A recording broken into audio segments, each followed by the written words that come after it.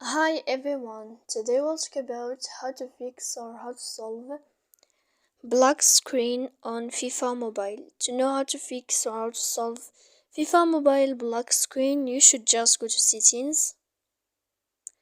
Here in this page we click apps, default apps, app settings. When you'll find this page here, you will enter to FIFA Mobile and you will enter. Then in this list of app info you will click on first stop and you will click OK. Here we go to click storage. After that we click clear cache, and in the end you can go to Play Store. You will search about FIFA Mobile. When you will find it, you can update your application there.